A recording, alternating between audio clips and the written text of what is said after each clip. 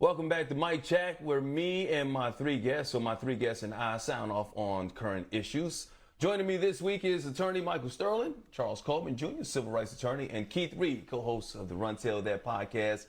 Good morning, guys. Thanks for joining me on this Friday morning. You know how we do it, man. We got to keep it transparent. We got to keep it conversational, and we always going to keep it real. As Sharon said, we're going to have some real barbershop talk in this joint today. Mike, I got to ask, I'm like Marvin Gaye, bro. I'm like, what's going on? What's happening? I'm talking about in trials of this magnitude, you're hearing people make racist comments in open court for the world to hear. What's your opinion, brother? Yeah, there's an old saying among trial lawyers, when you have good facts, you pound those facts. When you have good law, you pound that law. And when you don't have either of those, you pound the table. And this is essentially a racist pound the table.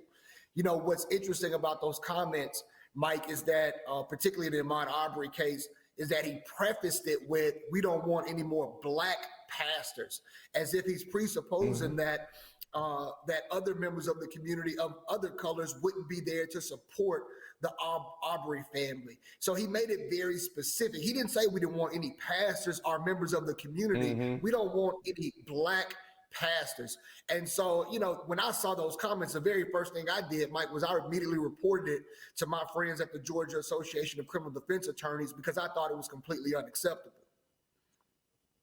Wow, Charles, I got to get your take on this, man, as a prosecutor yourself, man. How would you handle something like that in open court? Well, I mean, I think what Michael said, the last piece of what he said in terms of reporting that to the Georgia bar cannot be overstated in terms of its significance for us as lawyers. That's where we are able to get our power, our license to practice law.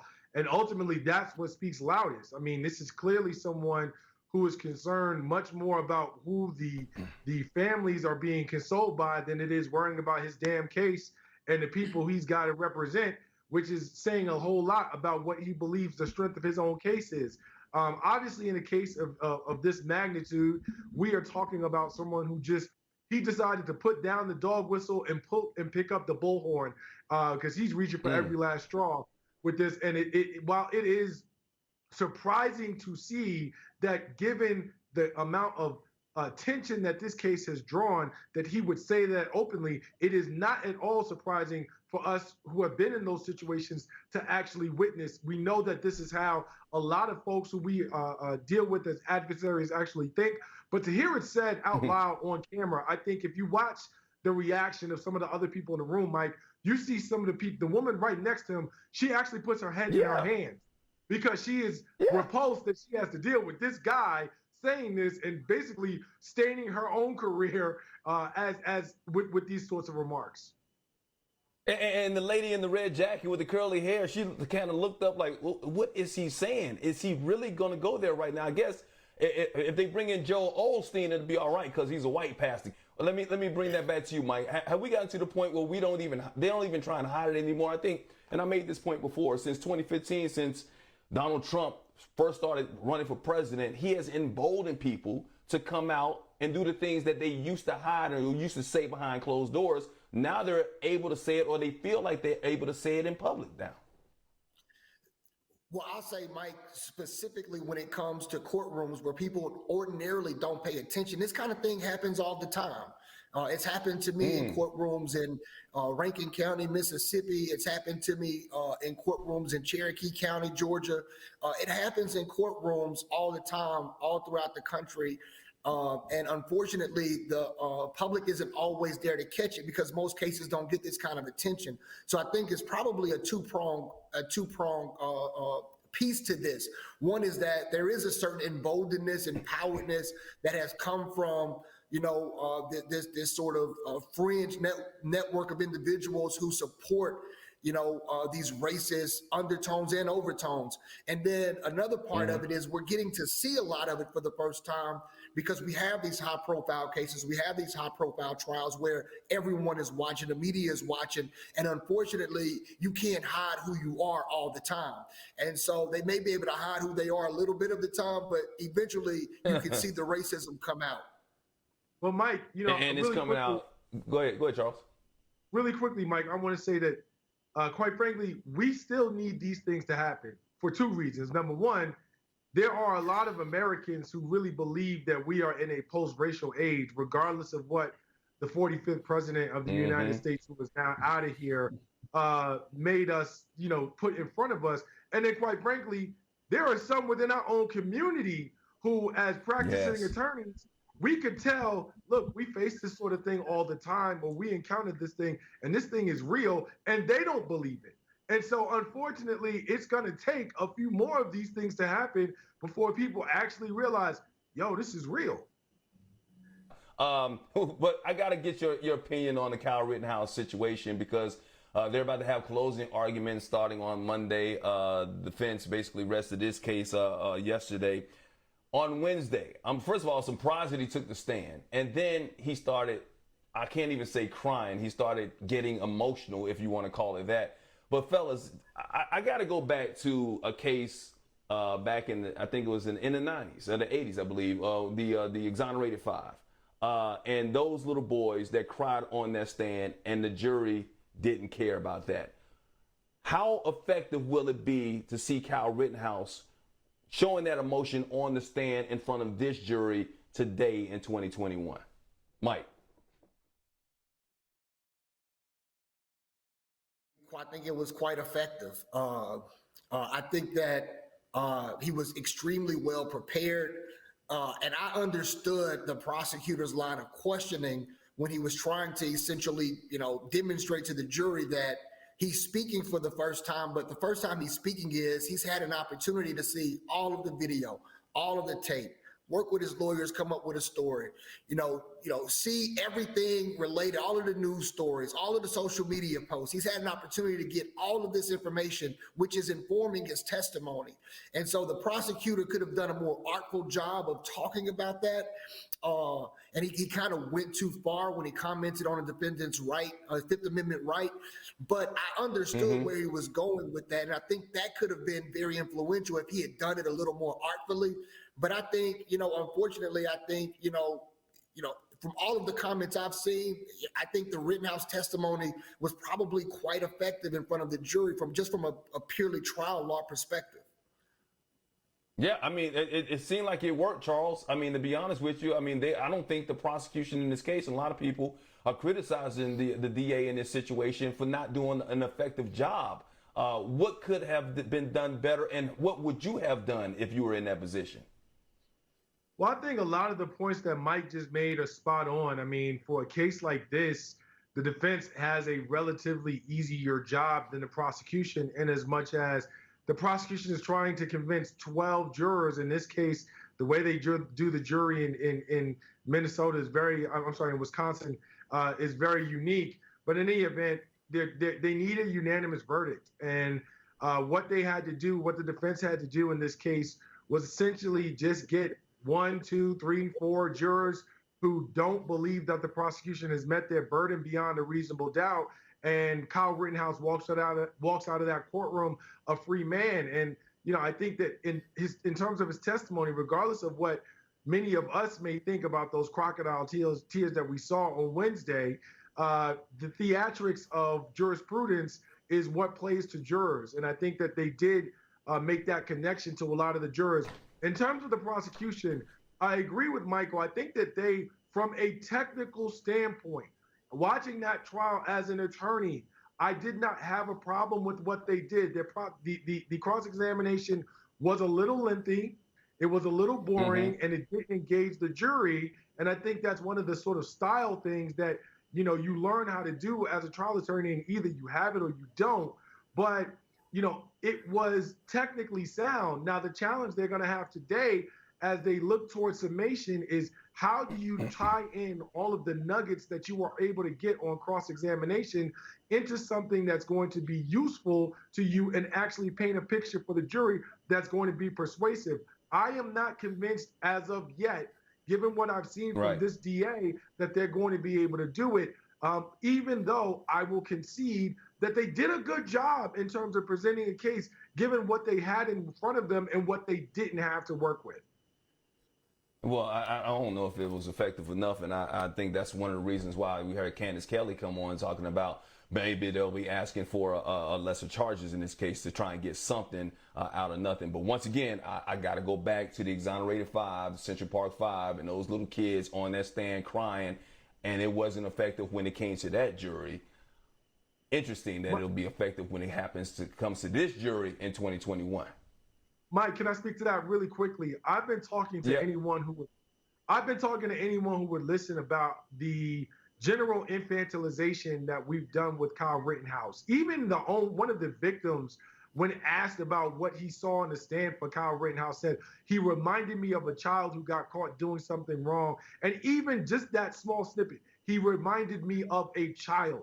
The judge we have seen throughout this trial, even as I've thought that some of his rulings were okay, overall, the judge has coddled him. We've seen in conservative right-wing media that they've sort of tried to make this about a young man and maintain the fact that he was 17 years old, he was a teenager, so on and so forth. I've drawn distinct parallels between Kyle Rittenhouse at 17 and Trayvon Martin, who was murdered at 17, and the media's different presentation of both of them. And what it boils down to at the end of the day is that we know, because it has been statistically proven, that Black and brown youth in America are, in their teenage years, their males are often viewed between 1.5 and as many as 3 years older than they actually are. And we're seeing that play out with Kyle Rittenhouse and the amount of latitude that he's been given. And that's a really good point, that we are looked at as adults, even as children, because they view us a certain way. All right, I got to move on. I want to talk to you about this book right here. I just got this book. I'm going to have some good reading on my way back to L.A. It's over 400 pages. Will Smith just released his memoir on the 9th. Oprah Winfrey has already said it's the best memoir she's ever read in her life. He talks about his childhood, his relationship with his dad, talks about Jada Pinkett and how he was obsessed, or he was jealous of the relationship they had with Tupac. Mike, you're in a public relationship with Eva. I'm in a public relationship with Cynthia. Obviously, Will's in a public relationship with Jada. He's open and honest, and we actually had our lives out there in the open when it came to being on a reality show. When it comes to these books and being transparent, how refreshing is it to see, especially a Black man, a famous one in this case, open up like this? I mean, I think it's extremely refreshing. I probably wouldn't have the audacity to say or do some of the things he says about his relationship. I probably am somebody who likes to be a little bit more private about my relationship, but it's refreshing to see, because I think what it does is it demonstrates a certain vulnerability with somebody like Will Smith, who we idolize, right? I idolized Will Smith growing up, looked at him, watched Fresh Prince of Bel-Air every week, listened to, his songs, watched all of his movies. So it's somebody we idolize. So to hear him be vulnerable and to even hear him say that there were moments where he was jealous of someone else, it's refreshing, because it reminds you that we're all human. We all have these flaws. We all have these things that we have to deal with. We all have these insecurities. And so for someone like Will Smith, of his status, of his wealth, of his recognition, to just sort of be vulnerable and to sort of put these things out there about the struggles he had with his relationship, I think it's extremely refreshing, and certainly is a book I look forward to reading. Mm-hmm. Charles, is it good for us as Black men to put this out in the forefront? I remember now we talk more about mental health, right? Mental therapy. When it comes to athletes, we see these athletes speaking out about that, and it causes other people to go out there and get the help that they need. When you see a Black man like Will Smith, who is a man, who is a very famous man, doing something like that, how do you think that's going to help Black men be more open with their emotions and their feelings as well? Well, Mike, I do think it provides a model that can be used and relied on for someone who may be sort of wrestling with the idea of, in their own space, trying to move forward and get the help that they need. But I'm going to take it straight to the barbershop. And I am going to disagree with Mike. I'm going to disagree with Mike in as much as what we see with Will Smith is a pattern that we also saw with Jay-Z, of mega superstars who are men who get to a point in their career who are washed. And in order to push a last minute project like 444 or this book, come out with some emotional revelation that is now going to be appealing to the masses. Let's face it, Will Smith is washed. When Jay-Z did Charles! King Richard. He just did King Richard. I'm not mad at them for this level of vulnerability. But my question is, where was this earlier in your career? You're trying to sell a book, bro. I'm not mad at you. You're trying to sell a book. But this level of vulnerability that you now all of a sudden want to tell all and bare your soul in the middle of Jada coming out, making these comments, having her entanglement. Dude, we know what you're doing. This is, and yes, this is barbershop talk. You want me to keep it real? I want you to keep it real. Keep it real. Okay, Mike, respond to that. Come on, because Will Smith being watched. Go ahead, man. First, let me disagree on 2 points. One, Will Smith is not watched. He just did King Richard. And all of the reviews have come in and said it's just one of his best performances of all time. They're already talking about potential Academy Awards for him. So I don't think Will Smith is washed. The other thing I would say is it wasn't there earlier because sometimes it takes time to mature and grow and learn. So I would say that, a lot of times, and Charles, I don't think you can disagree with this, as black men, you were taught to hide your emotions, hide your feelings, to not express yourself, to not have feelings, not have emotions. We got to be tough. We got to not cry. We got to not do these things. And so what you saw with Jay-Z and Will Smith, I think, was an evolution.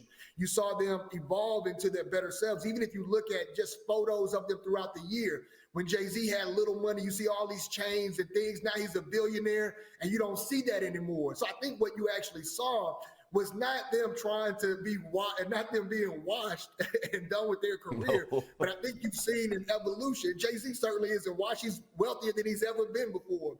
Will Smith certainly isn't washed. He's putting on one of his best performances in King Richard that we've ever seen before. So I would disagree with you a little bit on that.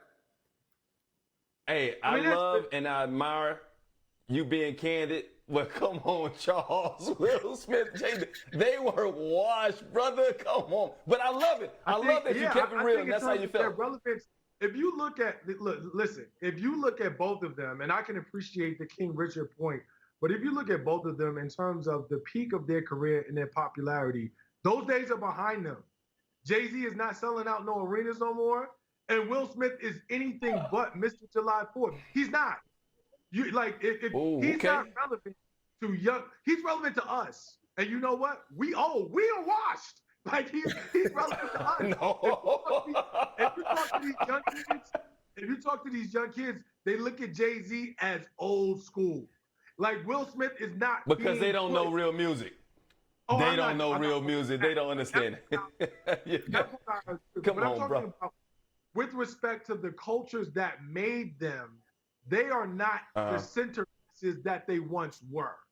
And that's what I mean when I say that. I can appreciate the notion of evolution, but I also think that, at the end of the day, let's also keep it real. The man wants to sell books. Right. Well, I understand that.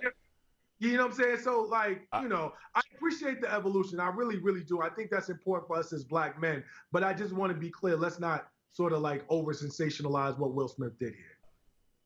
I gotta go, guys. This has been incredible. I'll say it like this. When you're at the top like this, even if you come down a notch, you're still above 99% of most people. So I don't even say it. You know what I mean? Even if they may not be where they used to be, but coming down a notch or two, they still got a couple of runs before they get to mediocrity. So I think they're okay right now. Charles, Mike, you guys really brought it, man. We appreciate it. We're going to try and get Keith back on the show another time. We had technical difficulties with him.